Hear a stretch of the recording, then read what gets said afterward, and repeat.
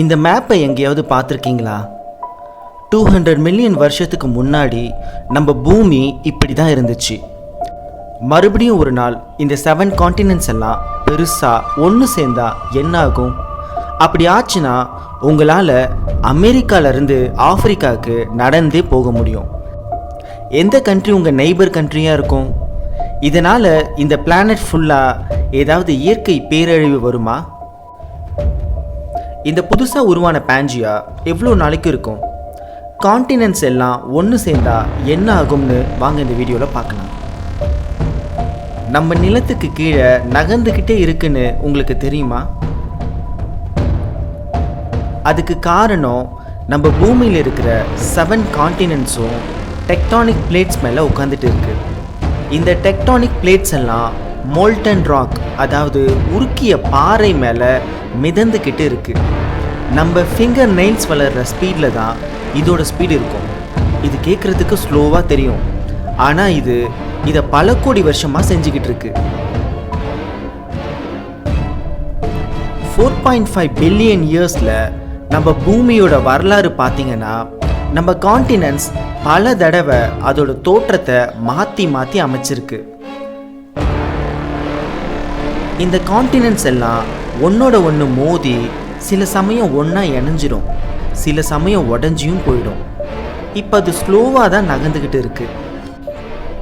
ஒருவேளை திடீர்னு ஒரு நாள் காண்டினென்ட்ஸ் எல்லாம் அதோட வேகத்தை அதிகப்படுத்தி ஒன்னோட ஒன்று மோதி அது எல்லாம் ஒன்று சேர்ந்து ஒரு சூப்பர் காண்டினெண்ட்டாக உருவாச்சுன்னா என்ன ஆகும்? நீங்கள் தூங்கி எழுந்து காலையில் முழிச்சு பார்க்கும்போது ஒருவேளை பக்கத்து நாட்டு பார்டரில் இருந்தீங்கன்னா என்ன பண்ணுவீங்க? நம்ம இப்போ இருக்கிறத விட இந்த உலகம் வேற மாதிரி இருக்கும். ஒருவேளை இந்த பிளேட்ஸ் எல்லாம் நகர்ந்துட்டு போகிற பக்கம் இருக்கிற பிளேட்ஸ் கூட ஒன்றா இணைஞ்சிடுச்சுன்னா ஆஸ்திரேலியாவிலேருந்து ஏஷியாவுக்கு போகிற ஃப்ளைட்டு ரொம்ப எக்ஸ்பென்சிவாக ஆகிடும். ஏன்னா ஆஸ்திரேலியா, ஜப்பான், கொரியா, சைனா கூட ஒன்று சேர்ந்துடும். இந்த 2 காண்டினென்ட்ஸையும் பிரித்து வச்சுருந்த அட்லாண்டிக் ஓஷன் இனிமேல் இருக்காது. உங்களுக்கு வாக்கிங் பண்ணுறது ரொம்ப பிடிக்கும்னா ஆஸ்திரேலியாவிலேருந்து அண்டார்டிகாவுக்கு நீங்கள் நடந்தே போகலாம். நார்த் அமெரிக்கா, வெஸ்டர்ன் ஆஃப்ரிக்கா கூட சேர்ந்துச்சுன்னா நியூயார்க்கில் இருக்கிற மக்கள் எல்லாரும் காலையில் எழுந்து வாக்கிங் போகும்போது காட்டில் இருக்கிற சிங்கங்களை எல்லாம் சிட்டிக்குள்ளே பார்ப்பாங்க. ஆப்பிரிக்காவோட நார்த்தன் பகுதி யூரோப் காண்டினென்ட்ஸோட ஒன்றா சேர்ந்துடும். அதனால் இது டெக்டானிக் பிளேட்ஸோட பார்டரில் புதுசாக ஒரு இமயமலை மாதிரி உருவாக்கும். எப்பவும் ஹாட்டான வெதரில் இருந்த ஒட்டகம் எல்லாம் இந்த கோல்டு வெதரையும் பனிக்கட்டி மலையையும் என்ஜாய் பண்ணுமா? இந்த மாற்றங்களை எல்லாம் கேட்குறதுக்கு உங்களுக்கு ஃபன்னாக இருக்குது தானே? ஆனால் இதில் சில பேட் நியூஸும் இருக்குது.